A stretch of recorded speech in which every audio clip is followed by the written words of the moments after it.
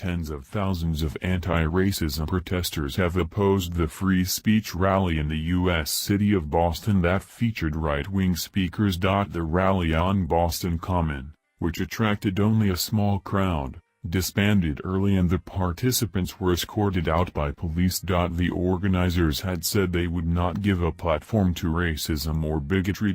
Tensions are high after violent demonstrations in Charlottesville, Virginia last weekend turned deadly. The Boston Herald reported that up to 30,000 people attended the counter-protest. Demonstrators had gathered at a Boston sports center and then marched en masse to the common.The. BBC's Aleem Maqbool, at the scene, said those who turned up for the conservative rally were confined to the bandstand area on Boston Common.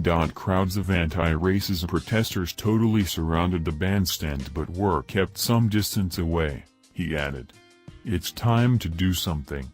We are out here to add an extra body to the numbers of those who resist, said Katie Zips, who traveled from Malden, north of Boston, for the counter-protest. The crowd chanted "No Nazis, no KKK, no fascists in the USA," and carried banners with slogans such as "Stop pretending your racism is patriotism."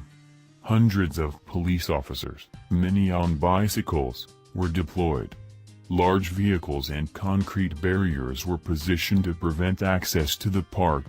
Protesters jeered at those taking part in the rally and some threw water bottles. There were scuffles between protesters and police, and some arrests.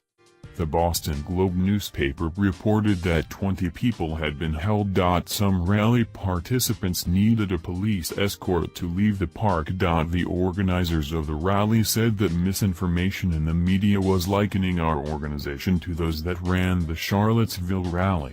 While we maintain that every individual is entitled to their freedom of speech and defend that basic human right, we will not be offering our platform to racism or bigotry, the group wrote on a Facebook page dedicated to the event.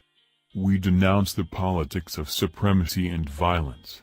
Chris Hood, an 18-year-old Boston resident standing among others planning to join the free speech rally, told Reuters news agency, "The point of this is to have political speech from across the spectrum, conservative, libertarian, centrist."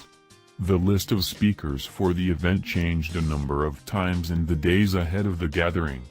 At times it included speakers who have been associated with the far right. The violence in Charlottesville began with a protest and counter-protest over the planned removal of a statue of Confederate Commander General Robert E. Lee.